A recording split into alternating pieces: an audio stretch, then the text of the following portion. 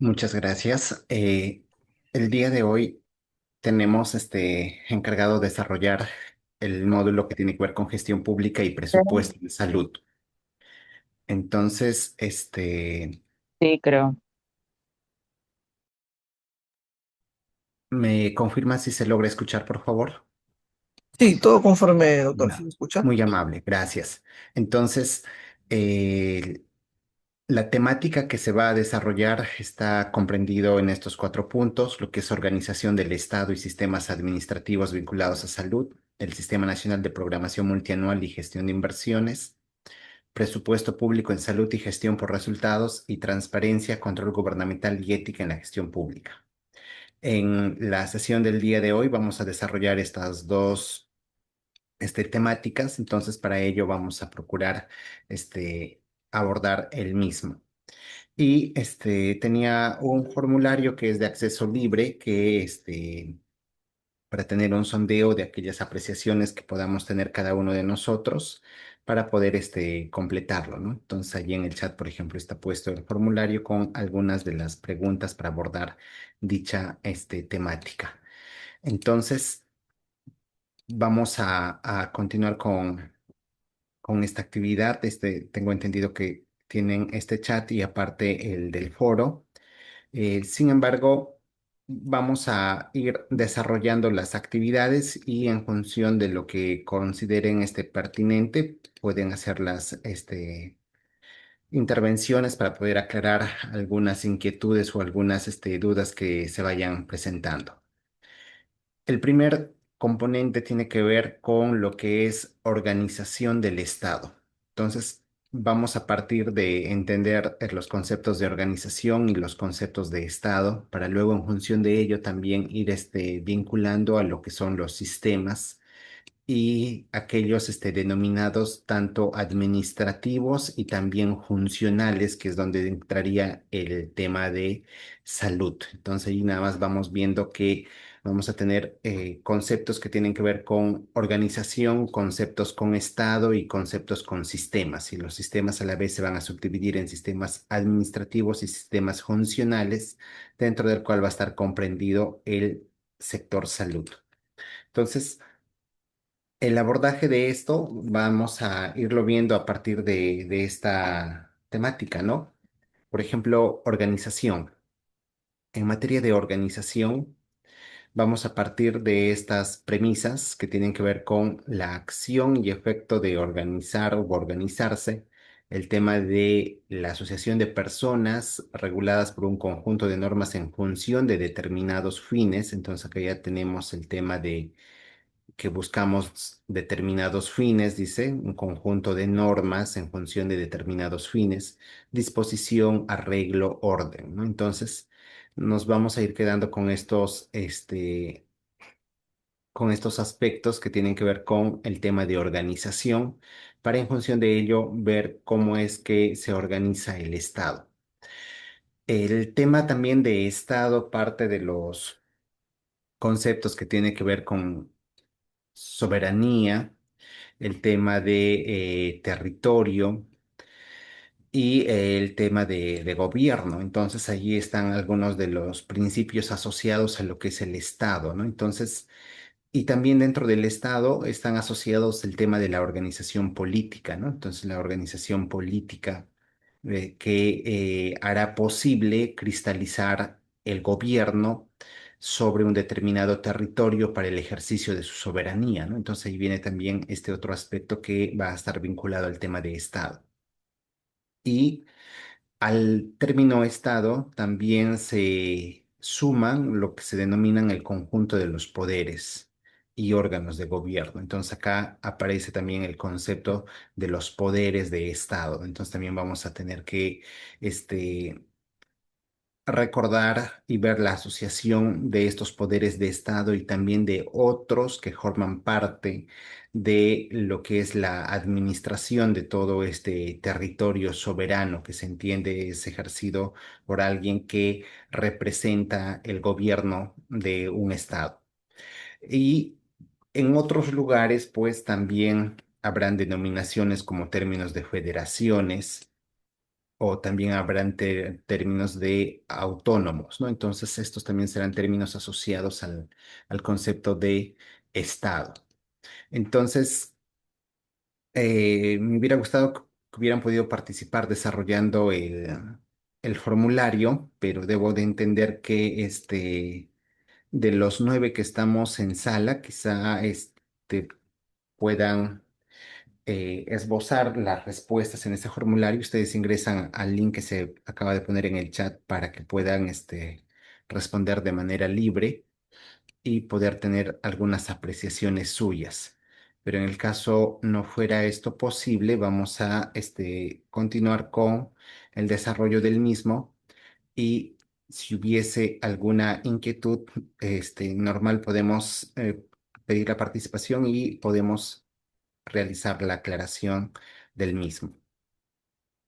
Entonces, teniendo en consideración los conceptos anteriores, vamos a quedarnos con esta estructura, el tema de organización y Estado.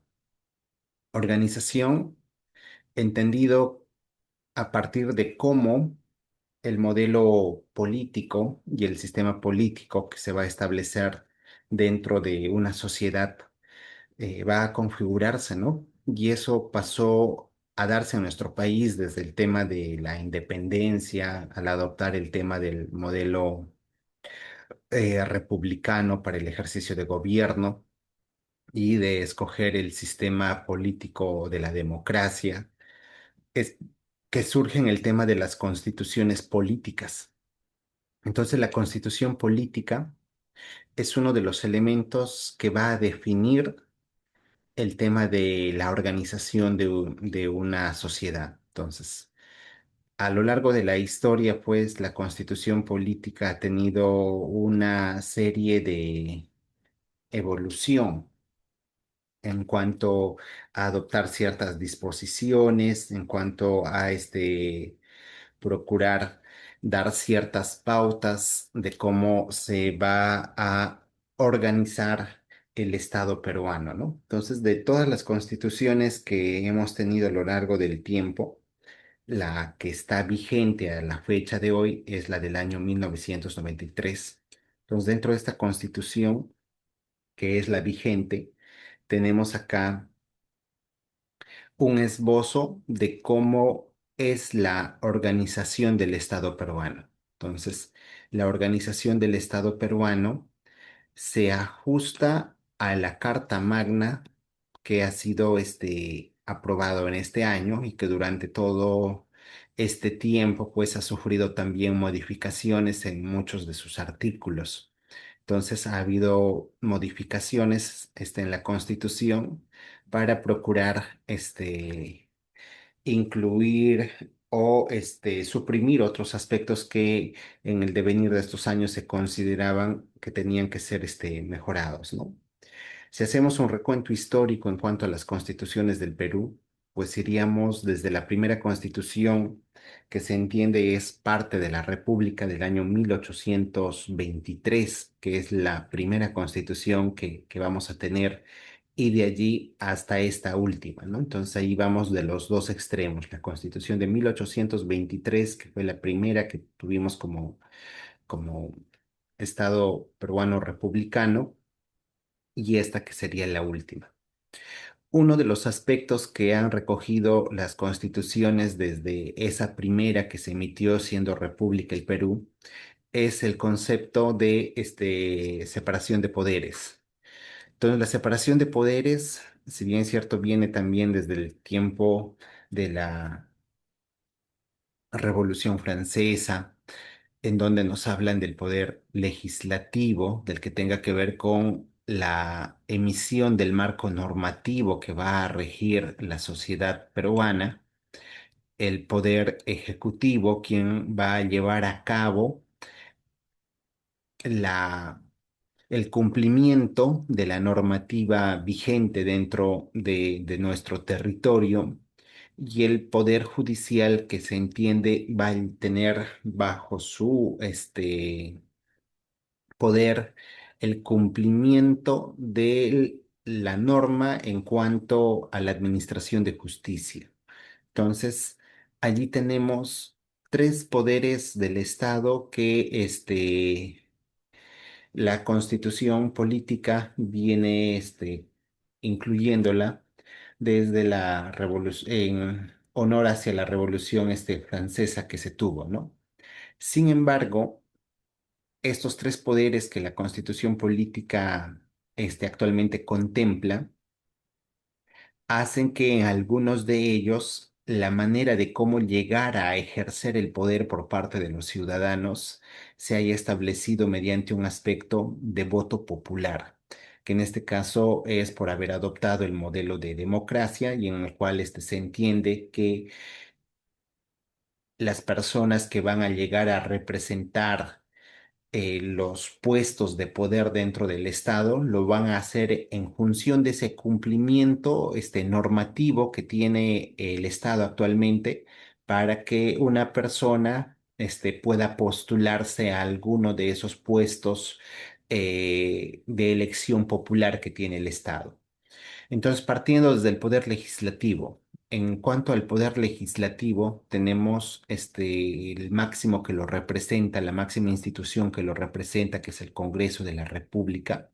Se entiende que allí elegimos a los congresistas, que ahora, que así lo denominaba la Constitución del 93, pero que por la modificatoria que ha sufrido, ahora va a incluir al tema de los senadores y los diputados, ¿no? Entonces, allí ya tenemos, por ejemplo, una variante, ¿no? Y ahora no solo son congresistas, sino son senadores y diputados. Entonces, de esa manera, es como actualmente pasa a componerse, ¿no? Y esta modificación se dio el año pasado, el año 2024 fue en el cual se hace este cambio, ¿no? De pasar de ser un congreso unicameral, porque solo elegíamos a los congresistas, que ese era el tema de consideración. Para el ser congresista, ustedes saben que la Constitución establece una edad de 25 años. Y en este caso, para ocupar ya el tema de el modelo de nuevo que va a pasar a ser senadores y diputados, acá vamos a tener que los diputados van a tener que cumplir el mismo requisito que pedían a los congresistas, tener la edad mínima de 25 años, y a los senadores la modificación que ha tenido la Constitución nos pide que ahora tengan 45 años de edad, ¿no? Eso es lo que considera la modificación normativa. Entonces pasa ahora a ser, con esta modificación hecha el 2024, un Congreso bicameral, la Cámara de Diputados y la Cámara de Senadores. Y el periodo que se considera también pues es de 5 años, ¿no? Eso es lo que actualmente tenemos en cuanto al Congreso. Y para ocupar ya sea el puesto de diputado o de senador, se entiende que todo ciudadano que aspire a este puesto público va a tener de igual manera que cumplir la normativa de procedimiento de las organizaciones políticas y de la ley de partidos políticos, y mediante esto podrá presentarse, ¿no? Entonces, y en función del favor que tenga de los votos por parte de la ciudadanía, pasará a ocupar y formar parte de este poder legislativo. Entonces, allí tenemos a un bloque que es el Congreso, y este Congreso tiene el pleno, en este caso de diputados y senadores, tiene su consejo directivo, su mesa directiva, una presidencia que asume cada una de ellas, las comisiones y las oficialías mayores. Muchos de estos aspectos que acá no notamos en la organización misma del Congreso están ya conformados por personal de planta de la institución, y habrá un bloque que actúa también como asesores, ya sea de los diputados o de los senadores, que la normativa actual le permite hacer eso, ¿no? Entonces, está el bloque legislativo que en teoría su rol principal es la formulación, modificación o eliminación de las normas existentes. Entonces ellos en primer orden tienen esa ventaja, esa posibilidad. Tienen la posibilidad de modificar una norma existente, tienen la posibilidad de eliminar una norma existente y tienen la posibilidad de plantear una nueva normativa. Entonces, es una ventaja directa que tiene el poder legislativo, porque las demás poderes del Estado y las demás instituciones que existen dentro del país, ya sean como organizaciones autónomas, gobiernos regionales o locales, o bien sean los mismos colegios profesionales, tienen la posibilidad de presentar iniciativa legislativa, pero que tiene que seguir todo un procedimiento también estipulado para la formulación, modificación o eliminación de una norma. Pero aquellos que tienen de manera más directa e inmediata esta posibilidad son los que forman parte del poder legislativo y que se representan en la institución del Congreso de la República. El segundo orden de esta distribución de poder y para poder llegar a esto es los que van a buscar ser parte del gobierno. Los que ejercen el gobierno no son más que aquellos que van a representar el poder ejecutivo. Y en nuestro país el poder ejecutivo se ve representado en la presidencia de la República, en la persona que asuma el rol de ser presidente de la República será el quien personifique el rol de gobierno y que lleve a cabo el cumplimiento de este poder ejecutivo, que va a tener que ver con llevar a cabo las políticas de Estado que se tienen actualmente definidas y a la vez llevar a cabo todo el cumplimiento de la normativa actual existente en un marco llamado Estado de Derecho. El concepto de Estado de Derecho no es más que el cumplimiento de la normativa para todos los ciudadanos dentro de este territorio. Eso es en sí el concepto de Estado de Derecho. Entonces, el quien ejerce el gobierno, el quien tiene el poder tiene que actuar en un marco de lo que se denomina el Estado de Derecho, el respeto irrestricto al marco normativo dentro del territorio para la aplicación de todas las personas que lo habitan. Entonces, de esa manera es como el Poder Ejecutivo debe de llevar al plano del ejercicio del poder. Y para llegar a este poder ejecutivo, el quien busca ser presidente de la República tiene de igual manera que someterse a todo el procedimiento de la elección popular. Entonces acá también habrá un proceso de elección popular y ustedes seguro que en lo que van viendo las publicaciones de la OMPE han podido ver que tenemos 37, por ejemplo, candidatos presidenciales para este periodo que está en proceso electoral, ¿no? Entonces ya tenemos un buen número de contendientes y por otro lado tenemos una diversidad muy grande de partidos políticos en nuestro país, ¿no? Que aspiran a ocupar un sitial de poder dentro del gobierno, llegando mediante la elección del voto popular. Entonces, dentro de este mismo esquema del ejercicio del poder ejecutivo, van a estar el presidente con todo su consejo de ministros, ¿no? Entonces, ustedes saben que existe un número de ministerios y por ahí si alguien en el chat nos confirma cuántos ministerios tenemos a la fecha, sería de ayuda para poder confirmar a ver cuántos ministerios, si alguien nos ayuda revisando, tenemos a la fecha. Y la persona que va a comandar todo este Consejo de Ministros se va a llamar presidente del Consejo de Ministros y se le va a dar la denominación de premier. Entonces el premier va a tener a su cargo el poder comandar todas las políticas de gobierno, de proponer las mejoras a las mismas ante todos los que van a actuar como ministros. Entonces ahí está uno de los roles que le toca jugar al presidente del Consejo de Ministros. Como ustedes pueden ver, va a ser una de las personas que va a mover el eje administrativo y que va a acompañar en toda esta gestión, manejando todas las políticas de gobierno o proponiendo las mejoras a las mismas en la línea con lo que va a disponer el presidente de la República, ¿no? Entonces, allí tenemos este poder ejecutivo. Sin embargo, dentro de nuestra Constitución hay una particularidad que, si bien es cierto, tenemos una república unitaria que se centraliza a nivel nacional en el presidente de la República, en el Congreso de la República, pero sin embargo también nos habla la misma Constitución de los denominados gobiernos subnacionales.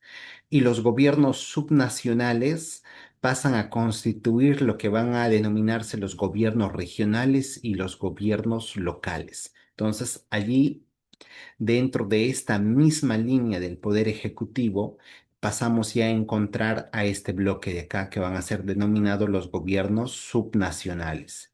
Y estos gobiernos subnacionales, que es el equivalente al ejercicio del poder ejecutivo y legislativo, van a estar acá representados tanto a nivel de las regiones como a nivel local. Los gobiernos locales, conocidos como municipalidades, y los gobiernos regionales como con la misma denominación.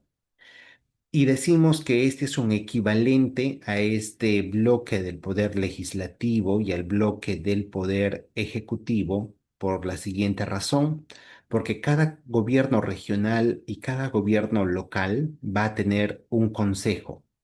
En este caso, a nivel regional se pasa a llamar Consejo Regional, que es equivalente al Congreso de la República, que va a haber un rol netamente legislativo y fiscalizador, que es el rol de ese Consejo Regional, es equivalente al del Poder Ejecutivo a nivel nacional. Y a nivel de las municipalidades se llama el Consejo Municipal. Entonces ahí ya tenemos una equivalencia, ¿no? La equivalencia con el poder legislativo nacional a nivel de los gobiernos locales son los consejos municipales y a nivel de los gobiernos regionales son los consejos regionales, que tienen ese rol fiscalizador y el rol legislativo dentro de esta jurisdicción para la cual han sido elegidos. Y ellos obviamente también, los que aspiran a ser parte del Consejo Regional, Consejo Municipal, o los que aspiran a ser gobernadores, porque actualmente la denominación de quien personifica la representación de un gobierno regional se le llama gobernador regional, o de aquel que busca ser alcalde va a tener que ser elegido a través del voto popular. Entonces, el gobernador regional y el alcalde municipal son los que son el equivalente del poder ejecutivo dentro de este territorio en los cuales han sido ellos electos. Adicional a estas representaciones de cómo se estructura el Estado, vamos a tener también que tanto a nivel de los gobiernos regionales y gobiernos locales pueden haber consejos de coordinación, tanto en el ámbito regional y local, ¿no? Los gobiernos locales a la vez se están subdividiendo en los que representan la alcaldía a nivel provincial y los que representan la alcaldía a nivel distrital. Entonces ya tenemos la equivalencia entre ellos. Entonces, esas serían las consideraciones a tener en cuenta respecto a la equivalencia del poder legislativo y el poder ejecutivo en los denominados gobiernos subnacionales que pasan a ser estos dos que acabamos de mencionar. Entonces, teniendo en consideración ese aspecto de cómo nuestra propia Constitución también contempla un gobierno republicano unitario y la existencia de gobiernos subnacionales que están alineados a la política de Estado que, que se tiene definido, nos da el tercer poder del Estado, que es el poder judicial. Este poder judicial tiene por encargo la administración de justicia. En teoría es el quien tiene la autoridad para poder decir y resolver los casos materia de conflicto dentro del territorio, sea entre las personas, sea entre las entidades o empresas que tengan el rol de personería natural o personería jurídica dentro del territorio. Entonces, es el Poder Judicial el quien va a tener la autoridad de resolver este tipo de casos. Y para ello existe una serie de instituciones que lo conforman, como la Corte Suprema de Justicia, tenemos la Corte Superior, los juzgados especializados, los juzgados de paz letrados, que están también dispersos en todos los distritos del país, los juzgados de paz, la Academia de la Magistratura, el Fuero Militar Policial, que son los que representan todas estas entidades que pasan a ser las encargadas de administrar justicia dentro del territorio nacional. Entonces, allí vamos recogiendo los elementos que se desprenden de esa revolución francesa que se denominó la separación de poderes y que podemos notar de manera clara y tácita que nuestra propia constitución peruana las acoge, ¿no? Sin embargo, hay un elemento que la constitución adiciona a este principio de separación de poderes, y eso que adiciona lo ha denominado organismos constitucionalmente autónomos. Entonces, acá tenemos un elemento más. Entonces, la constitución adiciona esta denominación. Dice, nuestro modelo va a estar conformado por el principio de separación de poderes, pero adicional a ello vamos a tener organismos constitucionalmente autónomos. Y esos organismos constitucionalmente autónomos van a estar conformados por entidades que seguro muchos de nosotros hemos tenido ocasión en algún momento de interactuar con ellos, con sus servicios que estos brindan, ¿no? Entonces, por ejemplo, durante el proceso de elecciones, escuchamos hablar mucho del Jurado Nacional de Elecciones y de la OMPE, ¿no? Entonces ahí tenemos a la Oficina Nacional de Procesos Electorales y el Jurado Nacional de Elecciones, que tienen bajo la Constitución política la denominación de órganos constitucionalmente autónomos. Otra entidad que con la que seguro también hemos tenido mucha vinculación durante estos días por el tema también del proceso electoral, es el que sigue, la RENIEC, el Registro Nacional de Identificación y Estado Civil. Entonces ahí tenemos, por ejemplo, otro organismo que está dentro de esta categoría, y ustedes habrán podido ver que la RENIEC también ha tratado de impulsar mucho en nuestro país el tema de la identificación de todas las personas, ¿no? Entonces, a tasa de personas sin documento nacional de identidad, que años atrás era un porcentaje alto, ha disminuido de manera significativa, y ahora las distintas medidas que ha implementado la RENIEC, por ejemplo, de hacer que en los municipios, hasta en los mismos establecimientos de salud, estén con la identificación inmediata del recién nacido, ¿no? Y hasta les dan un código que lo denominan el CUI, el Código Único de Identificación del recién nacido, que posteriormente pasará a ser su DNI. Y ahora hasta hemos migrado del DNI tradicional de tener libretas de tres cuerpos que antes existían, a tener el DNI azul y amarillo, que hasta hace poco lo tenía gran parte de la población, a la migración del DNI electrónico. Miren, entonces ahora tenemos un DNI electrónico que ya está en su versión 3, y de seguro habrán otras opciones más de mejora en el transcurso del tiempo, ¿no? Entonces, para ello sí es importante resaltar, pues, que una entidad tiene que ir adaptándose a los cambios del tiempo, ¿no? Entonces, si al tiempo actual, la tecnología ha dado la posibilidad de utilizar otras herramientas, pues lo mínimo que debe hacer una entidad también del Estado, pues es modernizarse, ¿no? Si no se moderniza, queda relegada atrás. Y la última novedad que ha venido implementando RENIEC ha sido el tema de los votos, electrónicos. De esa manera, el ciudadano puede llevar a cabo el ejercicio del voto, a favor de su candidato de su preferencia, por quien busque dar su respaldo, hacerlo desde la comodidad de su hogar o desde el lugar donde se encuentre, mientras tenga solo acceso a Internet y a la plataforma mediante la cual va a llevar a cabo el ejercicio de su voto. Para este proceso electoral a nivel nacional, también RENIEC, y junto con el tema de la OMPE ha estado y Jurado Nacional de Elecciones entre los tres, miren, han coordinado también poner a prueba este tema de la votación electrónica, ¿no? Vamos viendo cómo va esta primera aventura dentro del voto nacional con esta modalidad, ¿no? Entonces, lo importante es que se han ido estableciendo mecanismos que se van acoplando a las mejoras tecnológicas que existen en el mundo, ¿no? Entonces eso es algo que se destaca y que se rescata de la implementación que han hecho estas entidades.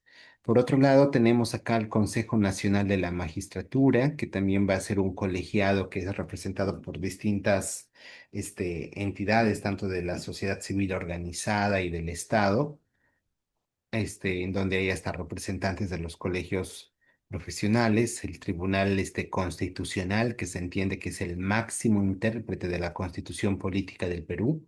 Entonces, cuando hay alguna discrepancia respecto a cómo se está interpretando, qué se debe interpretar por la Constitución, y no hay un consenso entre las demás entidades, el ejecutivo, legislativo, judicial o los gobiernos subnacionales, quien en teoría tiene esa autoridad en la Constitución, este órgano, el Tribunal Constitucional, se le considera a ellos como el máximo intérprete de la Constitución política del Perú. Entonces, si hubiera una discrepancia respecto a qué se debe de entender o cómo se interpreta determinada,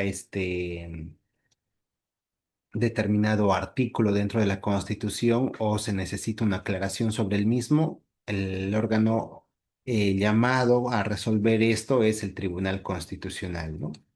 Tenemos al Ministerio Público con las Fiscalías de la Nación que tienen el rol de tratar de anticiparse en resguardar el tema de los actos de corrupción, lavado de activos, en hacer las investigaciones para frenar estos hechos, ¿no? Hechos que están vinculados a la corrupción, hechos que están vinculados al lavado de activos, al tema de trata de personas, el tema de comercialización de sustancias ilícitas, ¿no? Tenemos a la Defensoría del Pueblo, cuyo rol es velar por los derechos reconocidos en el marco normativo nacional a favor de los ciudadanos, a la Contraloría General de la República, que también tiene ese rol de verificar que se esté dando cumplimiento al debido proceso. Ese es uno de sus términos que ustedes van a encontrar ligados a la Contraloría. Ellos, ¿cuál es su rol? Verificar el cumplimiento del debido proceso. ¿Y el debido proceso qué es más? El respeto al Estado de Derecho, o sea, la normativa vigente, a la normativa vigente. Entonces se entiende que es uno de los roles de la Contraloría y tiene la posibilidad de ir a cualquier entidad del país para poder solicitar información de cómo se viene desarrollando los procesos, si se están o no cumpliendo con lo que la normativa vigente ha estipulado, ¿no? Entonces, es el rol de la Contraloría. Y para ello, ellos establecen lo que se llama el control previo, que es antes de iniciarse un proceso, el control concurrente, que es durante la ejecución del procedimiento, y el control posterior, que ya es después de haberse ejecutado el procedimiento, a ver, vamos a verificar si se cumplió o no con lo que la normativa este, y los documentos técnicos normativos han establecido. Entonces, el rol de la Contraloría, ¿no? Salvaguardar el cumplimiento del debido proceso en todas las instituciones públicas, ¿no? Y tiempo atrás, la Contraloría ha tenido el tema del rol sancionador contra aquellos que se encuentren culpables de no cumplir el debido proceso. Se les suspendió el rol sancionador y nuevamente se les ha vuelto a habilitar el rol sancionador a la Contraloría General de la República, por ejemplo, es un aspecto ahí a considerarlo. También tenemos la SBN o la Superintendencia de Banca, Seguros y AFP, ¿no? Es conocida como SBN.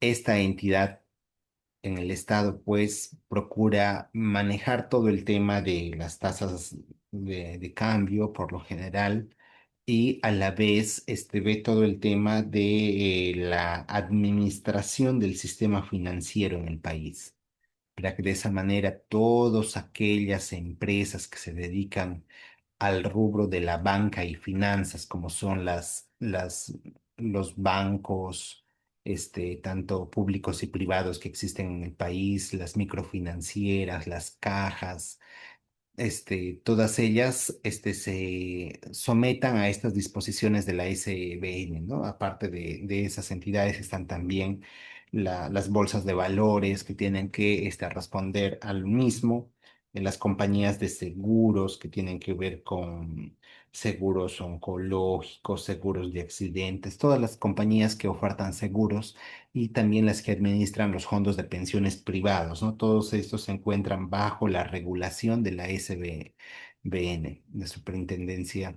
Nacional de la Banca.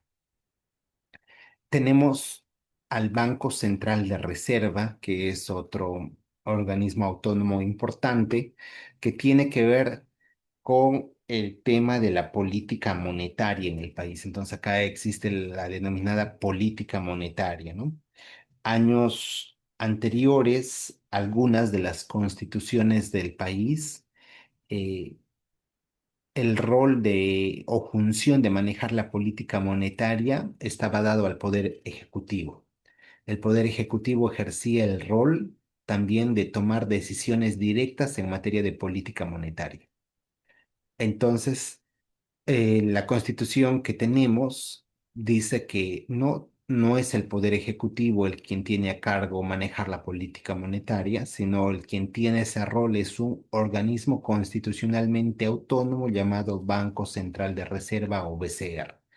Entonces, es esta entidad en nuestro país la que tiene ese encargo, ¿no? Entonces, de esa manera, el quien ejerce el rol de presidente, pues no puede tomar la decisión directa sobre la política monetaria, porque estamos viendo acá en esta forma de cómo se organiza nuestro Estado, que esto lo hace un órgano autónomo, que en este caso es el BCR. Y en este caso, pues ha tenido la ventaja el BCR de durante estas últimas décadas de tener un manejo adecuado de esta política monetaria, tanto así que la moneda se encuentra estable en el transcurso de todos estos años, ¿no? Pese a las crisis internacionales que han habido respecto también en la parte económica, ¿no? Han habido varias crisis económicas en el transcurso de estos últimos años, pero la moneda peruana se ha mantenido estable. Y tanto es así que ustedes habrán podido ver en las noticias y leer en las publicaciones que varios países también de la región preferían comprar moneda peruana, ¿no? Compraban el sol peruano como una manera de mantener sus reservas y sus ahorros, ¿no? Como personas naturales. Entonces, eso también ha dado mucho de qué hablar respecto a la manera como la política monetaria del Perú, se ha mantenido estable, ¿no? Entonces, eh, eso lo comentamos porque en constituciones anteriores esa función la tenía a cargo el quien ejercía el poder ejecutivo. pero como ustedes pueden ver en nuestra constitución actual, esto es un rol netamente autónomo. Entonces, de esa manera es como se desarrolla.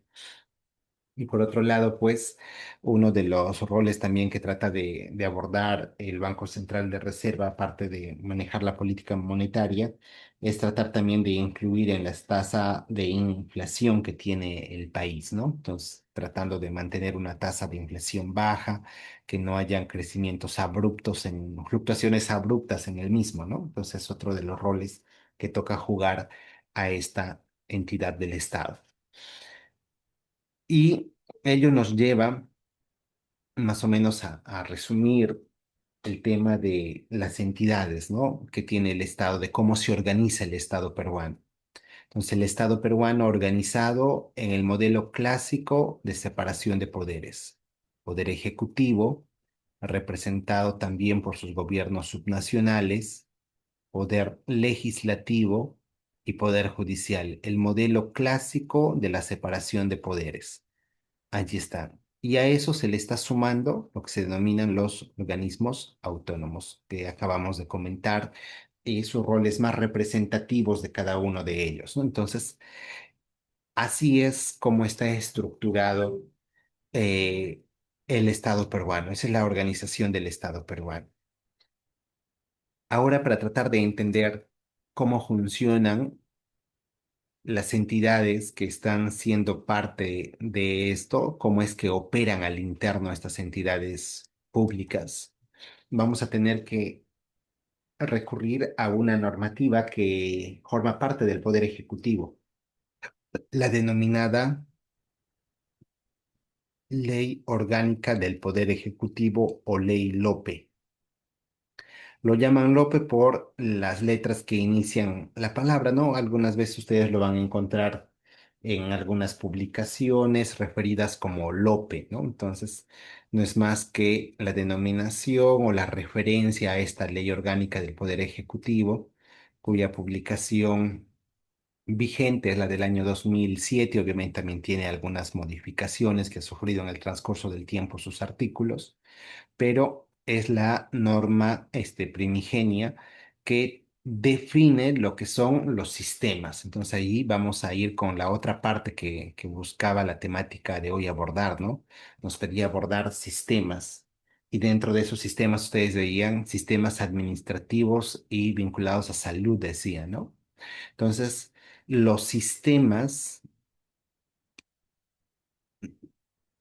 para el sector público, para la entidad pública, son esos principios, normas, procedimientos, técnicas e instrumentos, dicen, mediante los cuales se organizan las actividades de la administración pública que requieren ser realizadas por todas o varias entidades de los poderes del Estado. Miren, entonces ahí estamos yendo a estos términos clave vinculados a los sistemas: principios, normas, procedimientos, técnicas e instrumentos. Todos estos pasan a ser parte de los sistemas y se entiende que van a ayudar a manejar la administración pública, nos dice, ¿no? De todas las entidades. Y para entender cómo es que se van a regular estos sistemas, surge también el término ente rector. ¿Y qué es un ente rector? Un ente rector es aquella autoridad técnico-normativa nacional, dice, a cargo de verificar su correcto funcionamiento.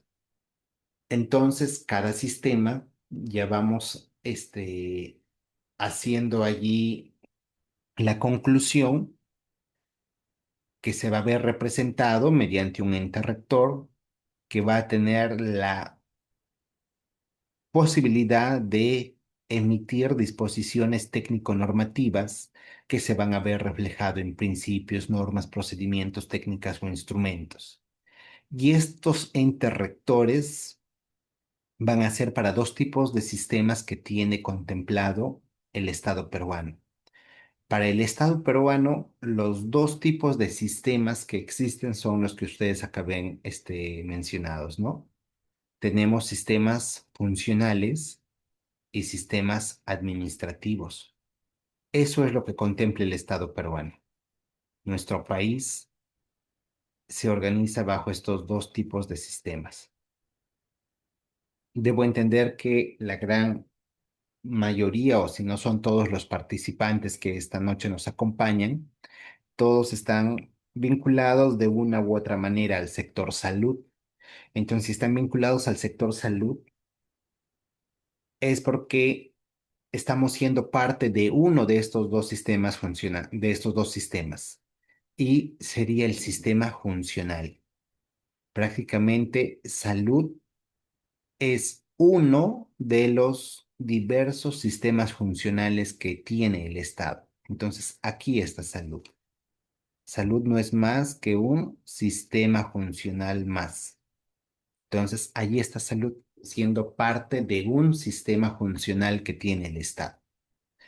¿Y cuál es el rol que tiene el sistema funcional? En este caso, lo que tendría el rol del sector salud, en otras palabras, sería el de asegurar, nos dice, el cumplimiento de las políticas públicas que requieren la participación de una o varias entidades, reglamentando y operado por el Poder Ejecutivo. Entonces, mire, hay que reglamentarlo y hay que ejecutarlo. Entonces, el rol de un sistema funcional, en este caso del sector salud, ¿cuál es? Promover políticas públicas, pero esas políticas públicas van a ser en materia de salud, porque se entiende que ese es nuestro rubro, ese es a lo cual nos dedicamos, ¿no? Entonces, las políticas públicas que se planteen serán todas en materia de salud. Habrá otro sector funcional, el sector educación, ellos manejarán políticas públicas en materia educativa, ¿no? Y así respectivamente. ¿Cómo sé quiénes son los que hacen las veces de los sistemas funcionales? Los ministerios. Si ustedes ya han podido indagar cuántos ministerios tienen allí, ahí ya tienen un número, por ejemplo, de sistemas funcionales que tiene ya el Estado, que van a tener que desarrollar, formular, actualizar o modificar o eliminar ciertas políticas públicas que tengamos, ¿no? En materia del sector que nos compete a realizar. Entonces, mediante el sistema funcional, tendríamos que identificar a nuestro ente rector. Y si acabamos de decir que son los ministerios, ¿qué ministerio está a cargo del sector salud? El MINSA. Entonces ahí ustedes tienen al Ministerio de Salud actuando como ente rector del sistema funcional de salud. O sea, es el MINSA el quien tiene el rol de formular, modificar, actualizar o eliminar ciertas políticas públicas en materia de salud que tengamos. Y por otro lado, también es el Ministerio de Salud quien tiene la obligación, porque es parte de su función, el de reglamentar y el de ejecutar y el de proponer principios, normas, procedimientos, técnicas e instrumentos en materia de salud. Entonces ahí está su rol. Ese es el rol que le toca cumplir a un sistema funcional para proveer determinados servicios o bienes a favor de la población que demanda una atención, y que para ello es que existe, ¿no? Para eso existe el Ministerio de Salud, para brindar servicios de salud, que es su rol principal dentro de todo este territorio nacional a favor de sus habitantes. Sin embargo, para poder yo cumplir ese encargo que es brindar servicios de salud, que es mi rol como sistema funcional que lo dicta el ente rector, que en este caso es el Ministerio de Salud, para poder llevar a cabo ese encargo y poder ejecutar la política pública. Y la ejecución de la política pública se dará a través de distintos planes, porque la política pública es lo macro a nivel del país, que está alineado a una política de Estado. Y para yo llevarlo a cabo necesito formular los famosos planes estratégicos, y debajo de esos planes estratégicos, allá a nivel institucional, la parte operativa, va a estar el plan operativo institucional. en donde debo tener mapeado este, mis actividades a llevar a cabo y mis metas físicas hacia cuántos yo pretendo llegar, cuál es la atención, el tamaño, la dimensión de la atención que yo estoy pretendiendo alcanzar dentro de mi entidad, dentro de mi establecimiento de salud, en este caso, ¿no? Dentro de mi red integrada de salud, dentro de mi gerencia regional. Entonces, esas son aspectos que tienen que estar detallados en lo que se denomina el plan operativo institucional. Pero no es suficiente que eso esté mencionado allí. Para que se lleve a cabo eso se hace necesario el otro complemento que pasa a ser el sistema administrativo. Y ese complemento que es el sistema administrativo es entendido como el que regula la utilización de los recursos, regula la utilización de los recursos de las entidades de la administración pública, promoviendo la eficacia y eficiencia de su uso. Y entonces nos quedamos con esos términos clave vinculados ya a lo que se va a denominar sistema administrativo. Si mediante el sistema funcional yo buscaba implementar una política pública, acá como quien dice ya definí mi objetivo, pero para concretar ese objetivo o esa meta que yo tengo, necesito recursos. ¿Y a través de quién voy a hacer uso de la ejecución de esos recursos? Va a ser a través del sistema administrativo. Entonces voy a tener que sujetarme a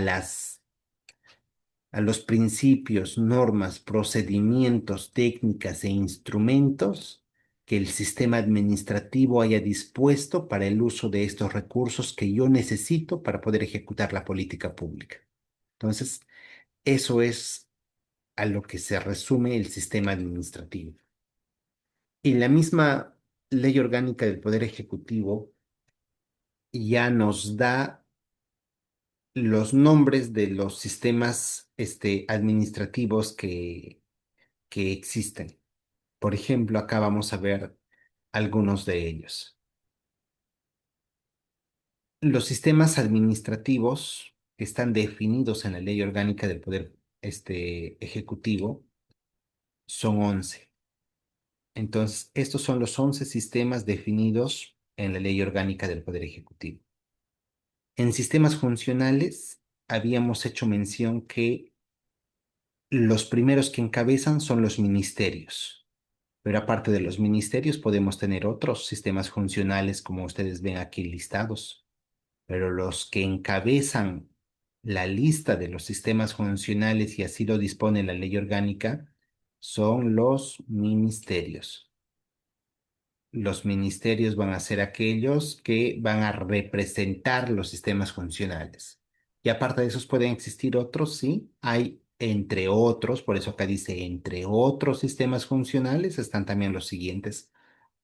Entonces, recordando la pauta anterior, que si yo quiero implementar o ejecutar una política pública, voy a necesitar recursos, pero para hacer uso de esos recursos me tengo que regir a lo que dispongan los sistemas administrativos y yo poder hacer uso de los mismos. Por ejemplo, necesito recurso humano, más personal. Hay una brecha de recurso humano que tengo que coberturar. ¿A quiénes me tendré que sujetar en cuanto a sus disposiciones técnico-normativas?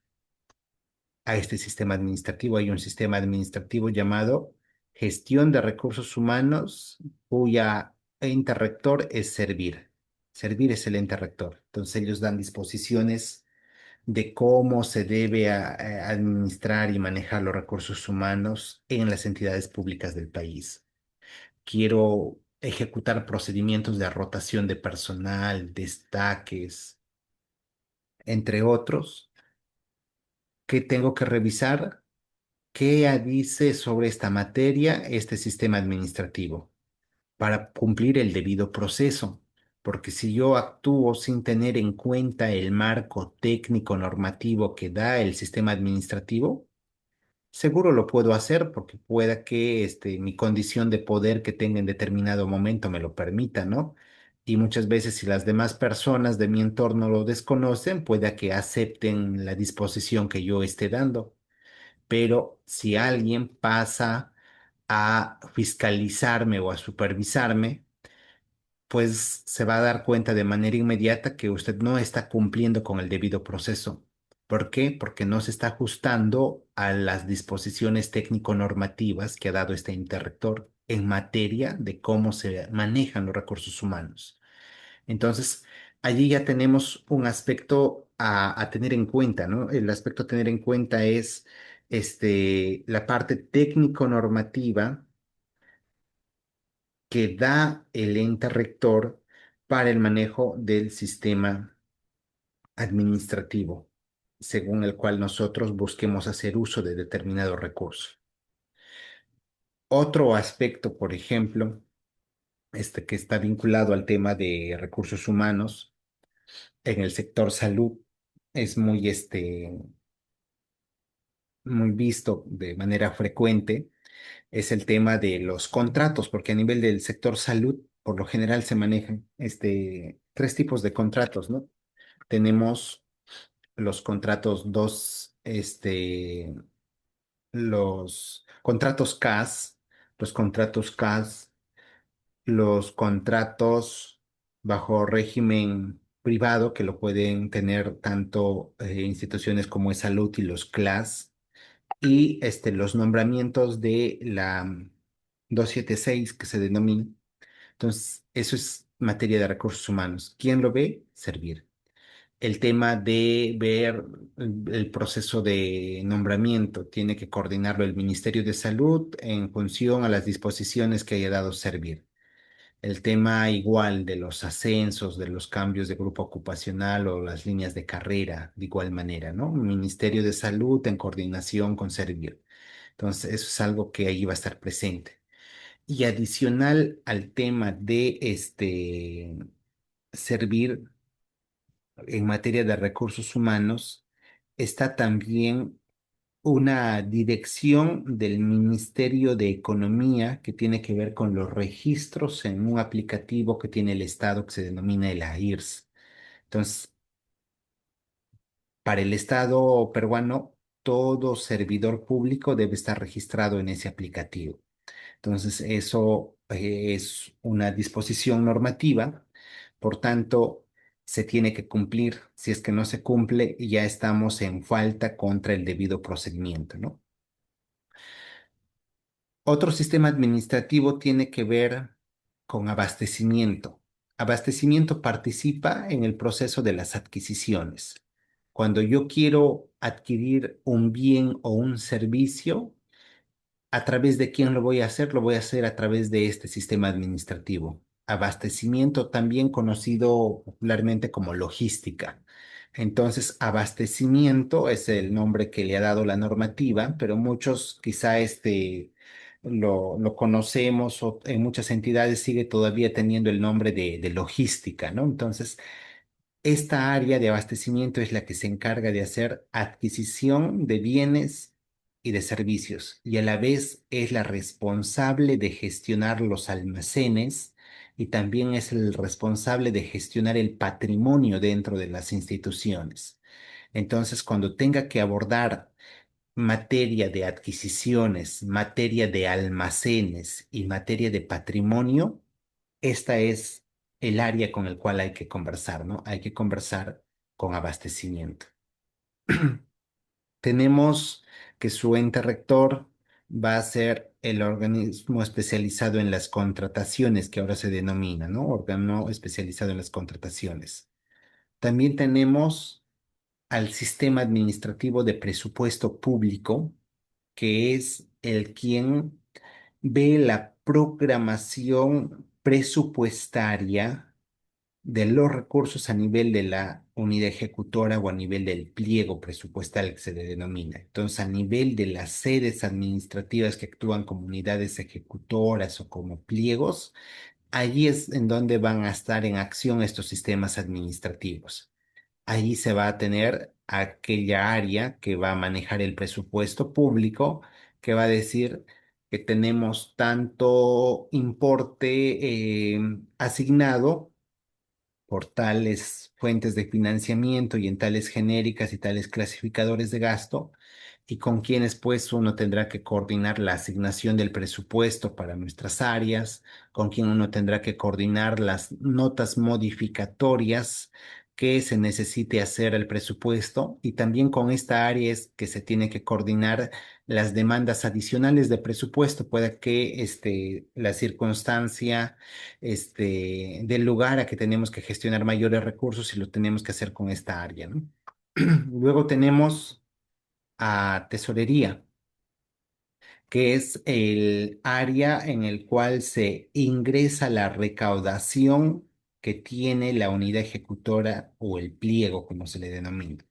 Entonces, lo que se recauda mediante la venta de bienes o servicios que hace una determinada entidad, eso que se llama caja, el flujo de caja, los que tienen que ver con esto, tiene que ser ingresado a través de las normativas del sistema de tesorería. También tenemos otro sistema denominado endeudamiento público, que esto por lo general lo hacen entidades ya un poco más grandes como los propios ministerios, los gobiernos regionales y las municipalidades tienen esta posibilidad de hacer uso de este sistema, pues como su nombre bien lo dice, significa que la entidad va a generarse una deuda, va a solicitar la autorización al propio Ministerio de Economía, que se encuentra en la necesidad de generarse una deuda para poder llevar a cabo una determinada inversión, ¿no? Entonces quizá hay un determinado proyecto por ejecutar o hay un determinado servicio que implementar y no cuenta con los recursos en su presupuesto público asignado y va a haber la posibilidad de que sea financiado por un crédito. Pero este crédito a la vez tiene que la entidad demostrar que sí lo puede pagar con su recaudación que viene haciendo, ¿no? Entonces, Tesorería tendrá también que informar que sí hay una recaudación que puede soportar en el transcurso de tantos años la devolución de este dinero, ¿no? Entonces, es el famoso endeudamiento público. Y la normativa actual hace mención también que en el procedimiento de endeudamiento público ahora debe haber una opinión favorable de la propia Contraloría General de la República, ¿no? Para que decir si esta entidad sí puede ser susceptible del otorgamiento de un crédito o en su defecto de la negativa del mismo, ¿no? Las áreas de contabilidad que tienen que ver con los registros que hacen de todas las operaciones, ¿no? Entonces, de todas las operaciones que han sido financiadas por presupuesto para poder hacer la adquisición de bienes o servicios a través de abastecimiento, contabilidad los va a tener que culminar el proceso. Pueda que usted haya requerido, se me ocurre, la compra de algún desinfectante. Entonces, presupuesto le asignó el dinero, usted con eso hizo su requerimiento de abastecimiento. Abastecimiento logró identificar el proveedor que cumple con los requisitos técnicos que solicita usted como área usuaria y le emitió la orden de compra y el proveedor ya hizo la entrega de este bien, usted ya dio la conformidad del mismo y ahora contabilidad tiene que proceder con las demás fases del proceso para poder ejecutar el pago formal a este proveedor, ¿no? Entonces acá contabilidad hará la verificación de datos del proveedor, de los documentos que acompañan al mismo y podrá registrar a través de su sistema el tema de la orden de pago, ¿no? Entonces ahí podrá emitir la orden de pago, saldrá el comprobante de pago, finalmente se dará el paso del dinero de la entidad pública hacia este proveedor, sea persona natural o persona jurídica la que haya proveído el bien o servicio, ¿no? Entonces, todos esos registros los hace contabilidad y obviamente estos registros tienen que guardar coherencia con todas las operaciones que se vienen realizando con los otros sistemas administrativos. Tenemos inversión pública, aquellas entidades u unidades consultoras o pliegos que busquen desarrollar proyectos de inversión, ¿no? Entonces, aquellos que buscan desarrollar proyectos de inversión tienen que implementar este sistema, ¿no? Entonces, todo aquel que busca desarrollar proyectos de inversión o las famosas IOR tiene que hacer uso de este sistema. Planeamiento estratégico. Todos los que manejan el PEI, el Plan Estratégico Institucional, y el POI, el Plan Operativo Institucional, tienen que implementar este sistema estratégico que a través de ellos son los que se hacen el registro de esto. Y acá aparece ese plan con el aplicativo del mismo nombre en el cual hacen su registro de metas físicas y presupuestales, ¿no? El sistema administrativo, defensa judicial del Estado. Este tiene que ver con toda la parte, normativa. En las entidades, por lo general, se le tiende a llamar, asesoría jurídica, ¿no? Con ese nombre, por lo general, lo encontramos dentro de las entidades. Pero esa área que hace el rol de asesoría jurídica o el área legal que la denominan, algunas entidades, es la que en sí está implementando este sistema administrativo llamado Defensa Judicial del Estado, que se entiende que actúa en función de la normativa vigente y representa de custodiar los intereses, pues, de la entidad, ¿no? Frente a terceros. Tenemos el sistema de control, la Contraloría. Esta entidad, que es la Contraloría General de la República, es la que va a tener este rol de verificar el cumplimiento del debido proceso en todas las entidades públicas del país. Y habíamos visto que además la Contraloría era un órgano constitucionalmente autónomo, ¿no? Que a la vez tiene a su cargo la implementación de este sistema administrativo de control, como ustedes pueden ver allí. Luego está el sistema de modernización de la gestión pública a cargo de la Secretaría de Gestión Pública. Esta, en las entidades, ustedes los van a encontrar con el nombre anterior que tenían las entidades públicas, es la área de racionalización, tienden a llamarlo. Área de racionalización, porque en esa área se veían documentos técnicos como el manual de operaciones, el manual de organización y funciones, que es el MOG, que ahora pasó a llamarse el MAPRO, el manual de procedimientos. Entonces, este es uno de los documentos primordiales que maneja el tema de el área de modernización de la gestión pública. Y luego está todo el encargo de manejar gestión de procesos. Gestión de procesos forma parte de la modernización de la gestión pública. Entonces están los documentos organizativos de la entidad, en donde se definen cómo está organizada la entidad y también la manera de cómo debe darse la interacción mediante la gestión por procesos, en las mismas, ¿no? Entonces, en aquellas entidades donde no haya esta área de racionalización que se conocía antes, pueda que ustedes lo encuentren con el nombre ya de modernización de la gestión pública, o si no estuviera con ese nombre, de seguro que va a estar adscrito dentro de las oficinas de planeamiento y presupuesto o las oficinas de planificación. Dentro de estas áreas van a estar a cargo estos sistemas de modernización de la gestión pública. Entonces, a modo de resumen, para uno identificarlo en un organigrama de una entidad pública, seguro que ustedes han escuchado hablar siempre la oficina de administración y la oficina de planeamiento y presupuesto o la oficina de planificación. Entonces podríamos decir que recursos humanos está con administración, abastecimiento de igual manera con administración, tesorería con administración, endeudamiento de igual manera entra a estar a través de la administración, contabilidad con la administración.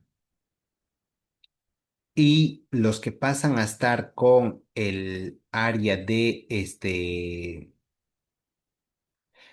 planeamiento y presupuesto o la oficina de planificación serían estos otros sistemas que nos están quedando por resaltar, ¿no? Presupuesto público, el tema de inversión pública Y en algunas entidades hasta inversión pública va a estar separado como una subgerencia aparte, porque algunas veces esto está separado como la subgerencia de inversiones, tiene esta denominación, ¿no? Pero en otras las van a encontrar fusionado dentro de la misma oficina de planeamiento y presupuesto o planificación.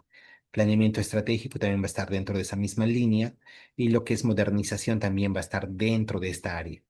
Y las que no hemos resaltado, como son defensa judicial del Estado, esto hemos hecho mención que son la área legal o asesoría jurídica, y esto del órgano de control es el equivalente a OSI, que es autónomo también, ¿no? De esa manera, miren, podemos encontrar en 4 unidades orgánicas resumidas estos sistemas administrativos. Por eso es que muchas veces coordinamos con administración, coordinamos con planeamiento, coordinamos con el área legal o coordinamos con OSI para determinados puntos, ¿no? O si hubiera una sugerencia de inversiones, coordinamos con la misma. Entonces, esos son la manera de cómo están establecidos estos sistemas administrativos. Entonces, hemos podido ahí ver cuál es la relación que tiene mi sistema funcional de salud, en este caso, que es el MINSA, con los sistemas administrativos. El MINSA, a través de buscar brindar los servicios de salud mediante estas políticas públicas definidas, tiene que hacer uso de las reglas, principios, normas, procedimientos, técnicas e instrumentos que cada una de estas entidades han dispuesto para el uso de los recursos. Entonces nos vemos en la necesidad y en la obligación de interactuar con estos sistemas administrativos si es que queremos hacer uso de estos recursos. ¿Para qué? Para implementar nuestra política pública, para implementar nuestro sistema funcional, que en nuestro caso es salud, implementar nuestros servicios de salud, ¿no? Entonces, eso es lo que podríamos resumir allí. Entonces, podemos ver que la Organización del Estado y de Salud, pues a nivel de la Constitución está el MINSA como el responsable de salud, pero también tenemos un sistema de seguridad social público como es salud, y también tenemos entidades privadas que lo brindan. Tenemos a la Contraloría General de la República haciendo el rol de control a nivel de todo el territorio nacional, velando el cumplimiento del debido procedimiento. Hemos hecho mención que a nivel de los gobiernos regionales y gobiernos locales, que son denominados gobiernos subnacionales, también hay el reto de promover y regular actividades y servicios en materia de salud dentro de su territorio mediante las unidades ejecutoras de salud, y también que pueden desarrollar y regular actividades de servicios de salud como en prevención y reducción de anemia y vigilancia de la calidad de agua para el consumo humano, ¿no?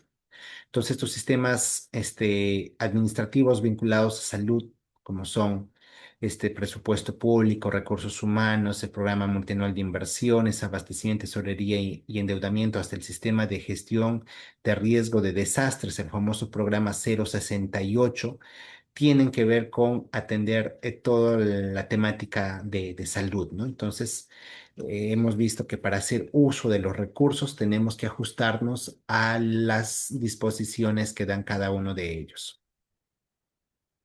Esto nos lleva ya ahora a tratar de abordar uno de estos sistemas administrativos, el sistema administrativo de inversión pública. Entonces, el siguiente bloque trata de desarrollar este aspecto, el sistema administrativo de gestión de inversión pública. Entonces, este sistema nacional de programación multianual y gestión de inversiones, como está su denominación, como ustedes pueden ver, parte a través de un decreto legislativo que viene del año 2016 y que más se conoce como el nombre de Invierte P, ¿no? Entonces, este es el nombre más difundido, diré, pues, ¿no? Entre aprenderse el nombre grande versus el nombre pequeño, la gran mayoría lo asocia con el nombre pequeño, que es Invierte.p. Entonces ahí tenemos ya un punto de partida, año 2016. Pero esto nos lleva a hacer un comparativo. Antes de la existencia de este Invierte P, como lo conocemos ahora, antes de Invierte P, que es el que conocemos, teníamos este otro modelo, el denominado SNIP. Y el SNP, como ustedes ven, viene del año 2000 y el Invierte P viene del año 2016. Entonces ahí ya tenemos un primer contraste. Nos da a entender que el primer modelo que tuvo implementando nuestro país tuvo casi 16 años de vigencia y a partir del 16 se sugieren hacer mejoras a través de este nuevo modelo, ¿no? Que es el que es materia de interés de este segundo bloque. Entonces, el SNP y el Invierte P, ambos abordan el tema de la inversión pública. Todos buscan el tema de la inversión pública. ¿Qué cambian? Cambia la manera en la cual se propone que debe funcionar el modelo. El modelo SNP funcionaba con estos tres bloques bien diferenciados, que se llamaba la preinversión, la inversión y la posinversión. Cada una de estas etapas que acá estaban mencionadas, pues tomaban su tiempo respectivo y una de las críticas principales que le hacían al SNP era que pasar de una etapa a la otra llevaba demasiados tiempo, demasiados años para lograr pasar de un punto al otro, ¿no? Entonces, una de las críticas que recibía este modelo era el demasiado tiempo que transcurría entre una etapa y la otra. Entonces, el Ministerio de Economía, porque todo estaba bajo el paraguas del Ministerio de Economía, decide proponer un nuevo modelo y lo denomina con este nombre, ¿no? Sistema Nacional de Programación Multianual y Gestión de Inversiones, un nombre bien extenso, que más fácil recordarlo es como Invierte P. Entonces, este modelo propone ya no tres, sino cuatro etapas, como son la programación multianual de inversiones, la formulación y evaluación. Entonces, acá nos da una etapa, acá nos da la segunda etapa, la tercera etapa, la de ejecución y la cuarta etapa de funcionamiento.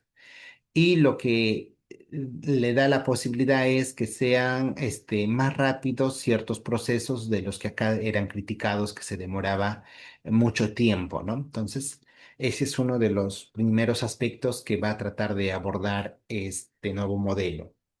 Entonces, allí vamos a tener un contraste. ¿Cuál es ese contraste? Es que en el modelo anterior,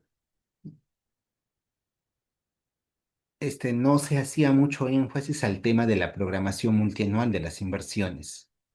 Y ahora el modelo actual exige una programación multianual. Y cuando ustedes escuchan la palabra multianual dentro del sector público, el multianual hace referencia a un periodo mínimo de 3 años. O sea, multianual puede ser de 3 a más años, en otras palabras. Eso quiere decir que yo debo tener un plan de inversiones que me coja mínimo un horizonte de 3 años.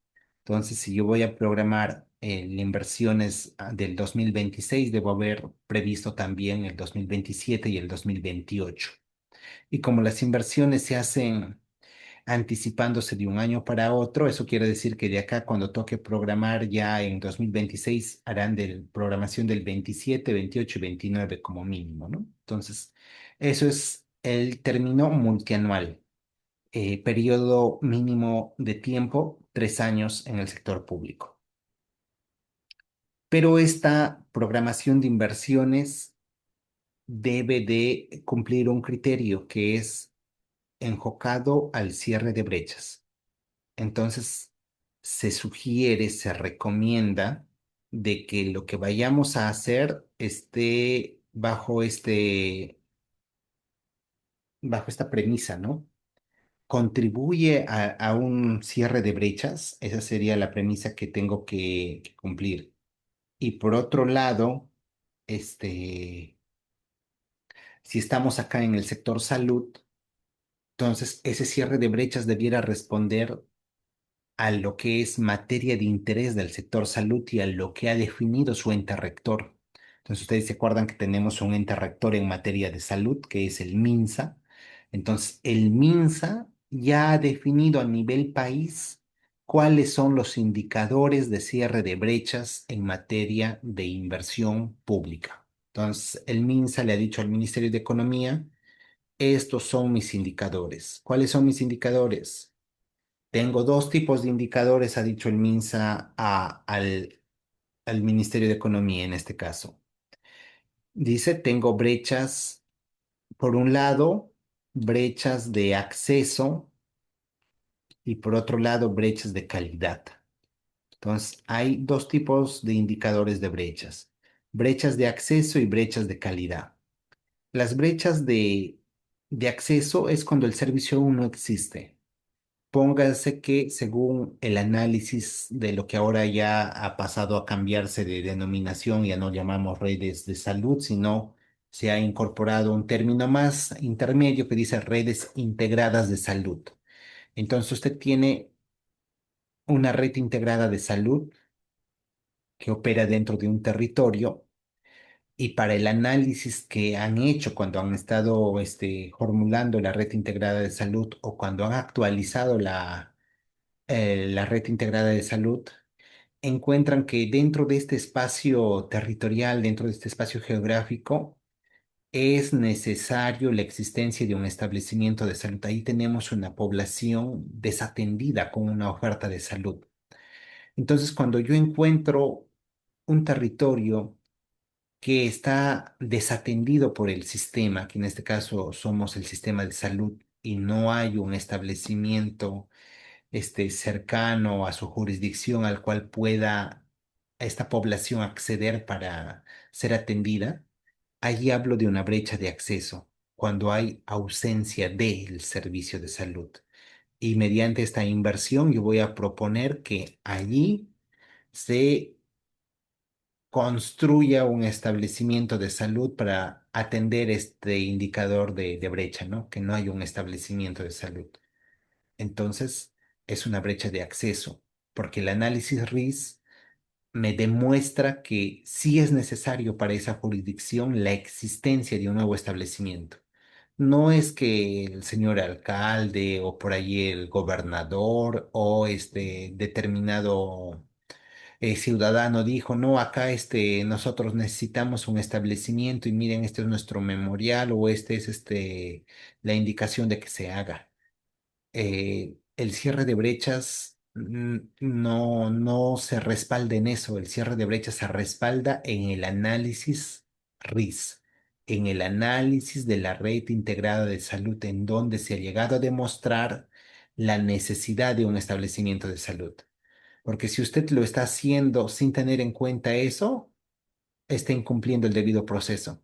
Seguro que lo logrará crear porque pueda que esté dentro de su posibilidad tener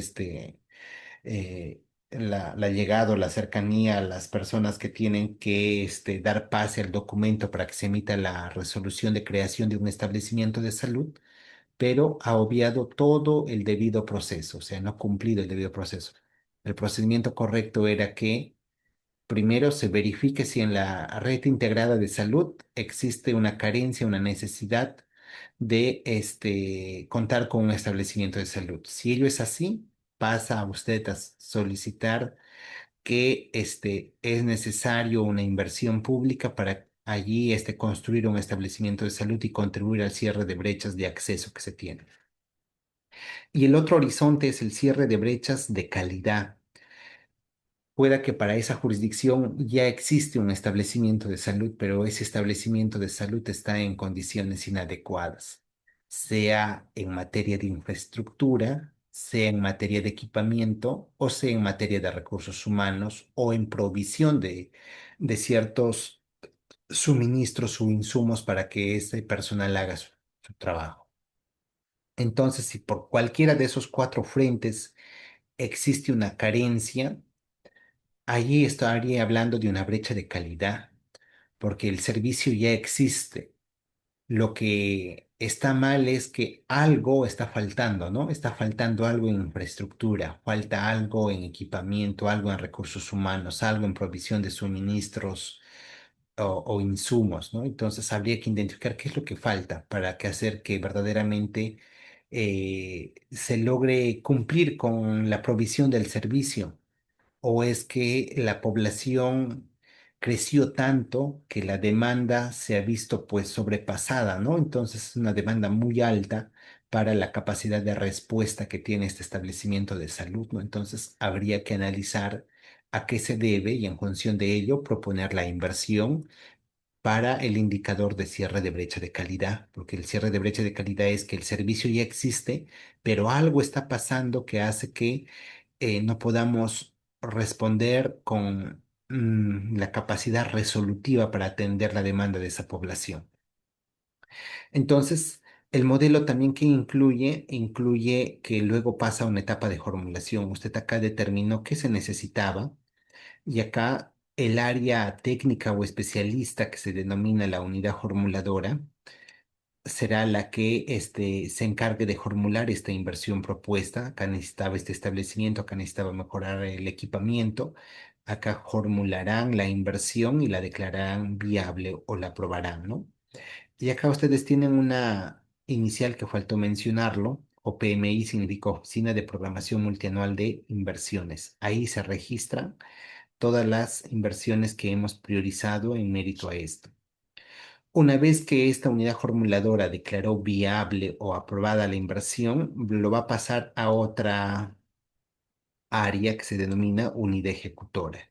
La unidad ejecutora ya llevará a cabo la ejecución de esta inversión, ¿no? Entonces ellos ya llevarán a cabo la elaboración del expediente final del establecimiento de salud acá a construirse o el expediente de los equipos a adquirirse y a la vez solicitarán la convocatoria para que algún proveedor se encargue de llevar a cabo la ejecución de la misma, ¿no? Entonces, todo esto lo hace la unidad ejecutora.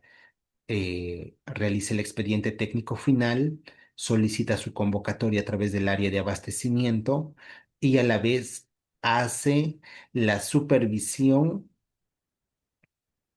a ese proveedor que resultó ganador para que haga la construcción del establecimiento o haga la entrega de los equipos solicitados, ¿no? Entonces, su rol que cumple la unidad ejecutora.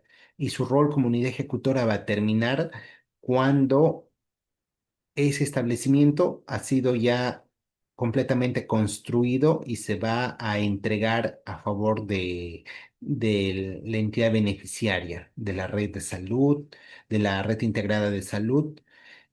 De esa manera estará haciendo el acta de entrega de la obra o estará haciendo la entrega de los bienes de equipamiento adquiridos, ¿no? Entonces ahí termina su rol de la unidad ejecutora haciendo el cierre de la inversión y la cierre de la inversión se hace con esa entrega formal del acta de entrega, ya sea de la obra o de los equipos adquiridos.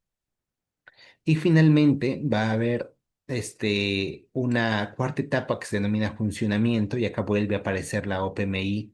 Estaba al inicio y aparece al final. ¿Cuál es su rol de la OPMI o de la Oficina de Programación Multianual de Inversiones en esta cuarta etapa? Como el nombre dice, ver si verdaderamente está funcionando, si respondió a lo que acá en un primer momento se pretendió. Toda esta inversión se hizo orientado a un cierre de brechas. Entonces la OPMI acá vuelve a evaluar y dice, ¿no?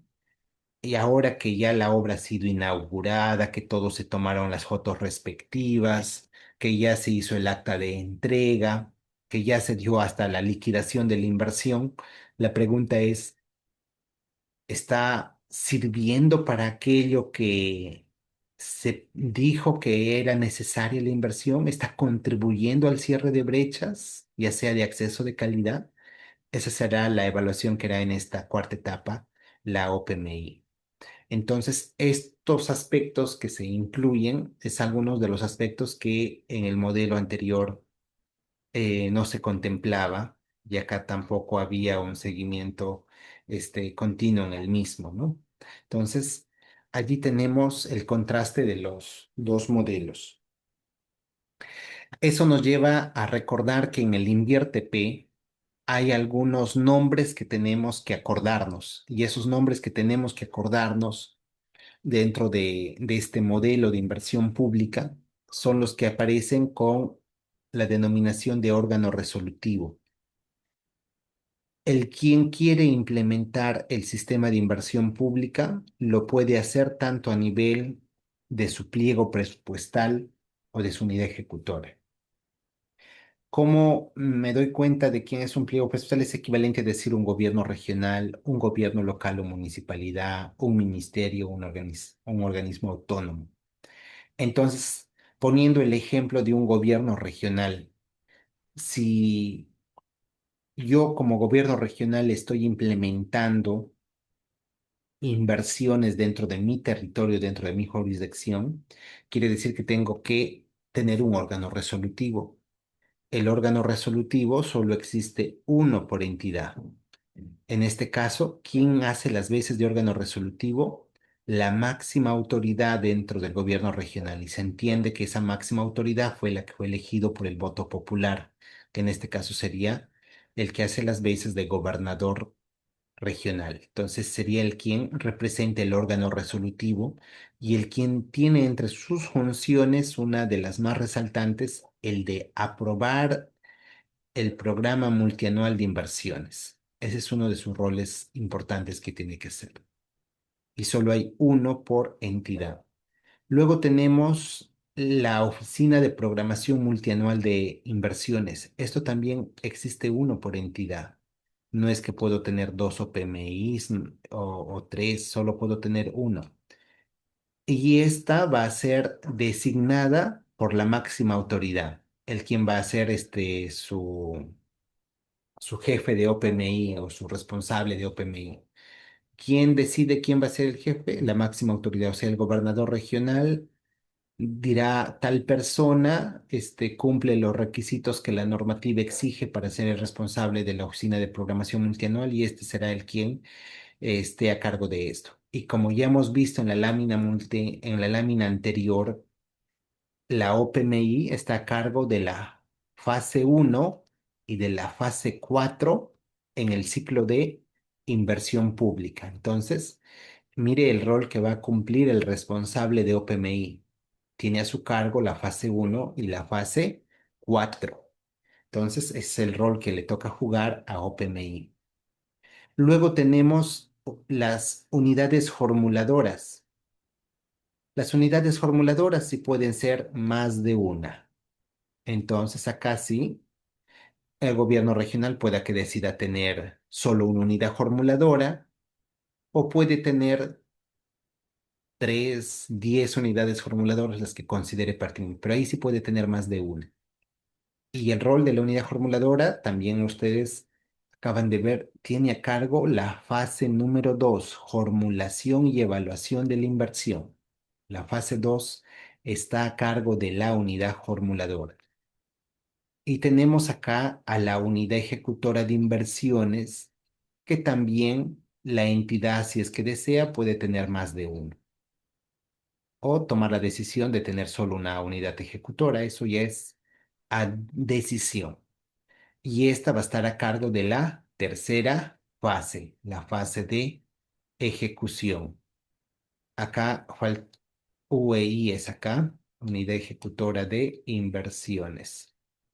Entonces, allí estamos teniendo en cuenta los órganos que conforman este sistema de inversión pública, sus responsabilidades que les toca asumir a cada una de ellas según el perfil que están asumiendo, y también hemos podido notar cuántos de estos puede existir dentro de una municipalidad, dentro de un gobierno regional, ¿no? Entonces estamos viendo que podría existir mínimo una unidad formuladora, una unidad ejecutora de inversiones, y si quiero tener más, también tengo la posibilidad de hacerlo, siempre y cuando cumpla con las exigencias mínimas que este sistema administrativo pide para poder crear una unidad formuladora o crear una unidad ejecutora de inversiones. Adicional a estos, por parte del Ministerio de Economía, tengo a la Dirección General de Programación Multianual de Inversiones, que actúa como el órgano rector. Entonces, este de acá es el ente rector en materia del sistema de inversión pública.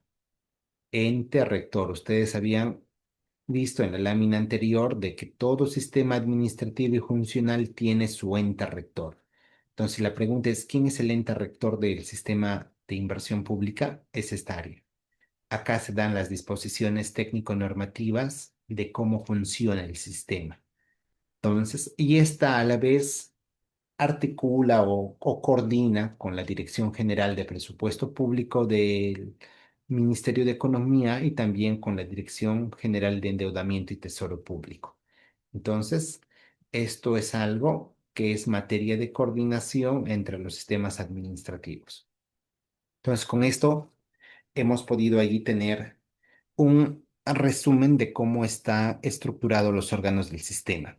Y acá en esta lámina, ustedes tienen también resaltándose algunas de las funciones principales que le toca asumir a cada uno de ellos, ¿no? Entonces, lo que ya habíamos comentado, el órgano resolutivo, la OPMI, las unidades formuladoras, las unidades ejecutoras de inversiones, y por parte del MEF, el que actúa como ente rector, la Dirección General de Programación Multianual de Inversiones.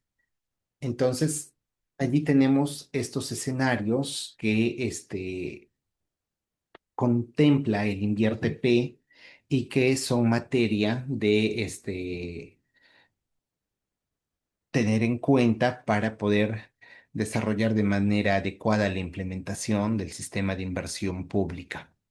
Y sobre esto, tenemos una tendencia actual que surgió el tema de implementar mejoras que ya en otras partes del mundo se venían haciendo, ¿no? El famoso modelo de la metodología BIM, por ejemplo. Entonces, este modelo busca hacer lo que ha hecho la RENIEC con la identificación de las personas, ¿no? Digitalizarlo. Entonces dice, si la tecnología actual ya nos permite sistematizar y digitalizar de mucha mejor manera lo que veníamos haciéndolo de manera tradicional, hace lo mismo en materia de inversión pública, ¿no? Entonces, en otros espacios de otros lugares del mundo, vienen valiéndose de la tecnología para sistematizar las inversiones y tener un mejor control de las mismas, ¿no? Y eso será la metodología BIM, que lo veremos en una lámina más adelante cuando toque hacer un comentario respecto a las inversiones. Entonces, tenemos aquí otro aspecto a tratar de recordar, que por un lado, en el sector salud, la inversión pública tiene que estar orientado al cierre de brechas. Y habíamos comentado que el MINSA es el quien define los indicadores de brecha. Y obviamente, buscamos cumplir ciertos estándares, esos estándares que los denominamos los estándares mínimos en materia de inversión pública, en la materia de la prestación de los servicios de salud. Y esos servicios de salud, la pregunta es, ¿puede modificar la capacidad productora del servicio? ¿Complementa un activo esencial en la provisión del servicio? Primero nos hacemos esta pregunta, ¿no? Si la respuesta es que sí, quiere decir que estamos yendo en el camino de una inversión pública. Pero si la respuesta es que no, entonces probablemente acá tenga que definirse a ver qué tipo de activo estamos persiguiendo, ¿no? Entonces acá ya surge, miren, otro término que tenemos que tener asociado: tipo de activo. Y el tipo de activo acá parte con estas denominaciones.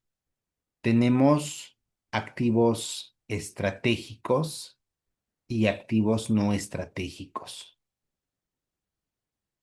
Entonces nos vamos a quedar con estas terminologías: activo estratégico y activo no estratégico, para en función de ello determinar cuándo es inversión y cuándo no es inversión.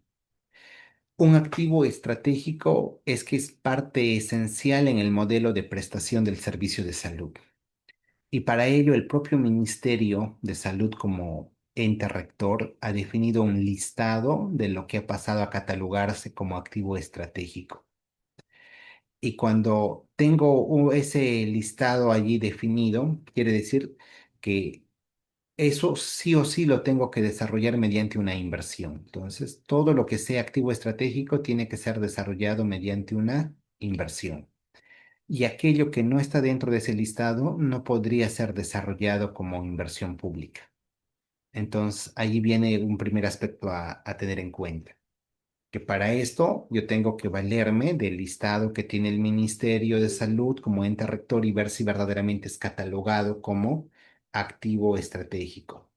De ser así, este, continúo adelante y desarrollo la inversión pública.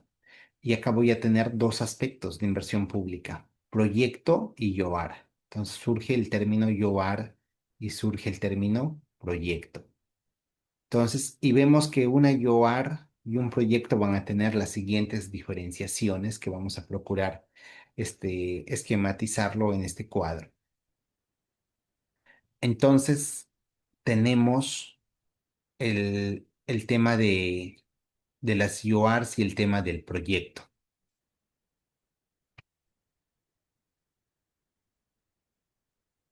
Las inversiones a nivel del sector salud pueden ser inversiones a corto, mediano y largo plazo. Entonces, estos son los horizontes de temporalidad que puede tener una inversión pública. Esa inversión pública puede ser cristalizada para tratar de suplir un activo estratégico, estamos mencionando. Y estamos viendo que los activos estratégicos pueden ayudar a cristalizarse mediante el modelo de la IOAR y el modelo del proyecto y el modelo del programa de inversión. Entonces ya tenemos dos escenarios. La IOAR no es más que las iniciales de este nombre, ¿no? Inversiones de optimización, de ampliación marginal, de rehabilitación y reposición. Son las iniciales de cada uno de estos términos. ¿Y qué tenemos que recordar sobre una YOAR? Que una YOAR es una inversión, primero, a corto plazo. Otro, que una YOAR es una inversión sobre un servicio que ya existe. O sea, me voy por un indicador de calidad. O sea, el servicio ya existe y lo que yo necesito hacer con esta inversión a corto plazo es evitar la interrupción del servicio o procurar optimizar la prestación del servicio. Eso es lo que busca una YOAR. Entonces, de manera práctica, la resumimos en eso, ¿no? Una YOAR busca evitar la interrupción de un servicio y o optimizar la prestación de un servicio en el corto plazo. Ese es su rol de la YOAR. Y para ello tenemos estos mecanismos, ¿no? Nos dice, para hacer ello podemos valernos de la optimización.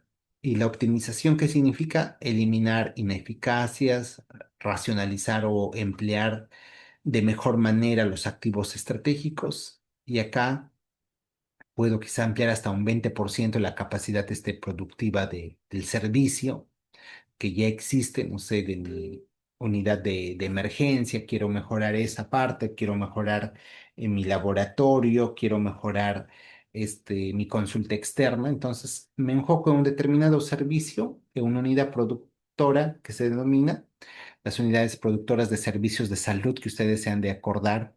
Entonces, hacia eso me centro, identifico, lo diagnostico, cómo funciona actualmente, cómo debiera de funcionar y esa diferencia entre el cómo debiera funcionar y el cómo funciona actualmente es mi brecha de inversión para una inversión a corto plazo como una YOAR. Y esto lo presentaría como una idea de inversión a la unidad formuladora, como hemos visto, la que es la encargada de formular y evaluar la inversión. Entonces, se presentaría esta iniciativa a la unidad formuladora. Pero también tenemos el esquema de ampliación marginal, que esto a la vez se subdivide en cuatro tipos. Podemos hacer unas ampliaciones del servicio, ampliaciones marginales de servicio que se llama, en el cual digo, voy a tratar de mejorar mi capacidad de producción hasta un 20%. No sé, y antes yo tenía la capacidad de atender 100 niños, ahora la demanda ha crecido y voy a tener que atender 120 niños. Haciendo esta mejora del servicio, puedo llegar a atender de manera eficiente a 20 niños más. Estoy ampliando la capacidad de producción del servicio. El otro, el de tipo edificación u obra civil, la ampliación marginal de edificación. Acá me estoy centrando netamente en la infraestructura. Quizá tengo un problema de infraestructura que lo puedo solucionar mediante una UAR. El servicio ya existe, pero el espacio o el área ha quedado insuficiente o debe de ser replanteada de la otra manera por el tema de mejora de flujos para evitar contaminación y todo ello. Propongo esta UAR, ¿no? Eh, tenemos un proyecto para construir el nuevo establecimiento de salud, pero sin embargo aún está pendiente adquirir el terreno. No tenemos terreno donde hacerlo. Podrían proponer una IOAR para poder hacer una compra del terreno para que ahí se desarrolle el proyecto del establecimiento de salud que se está pensando, ¿no? El otro, tenemos un terreno, pero en este terreno hay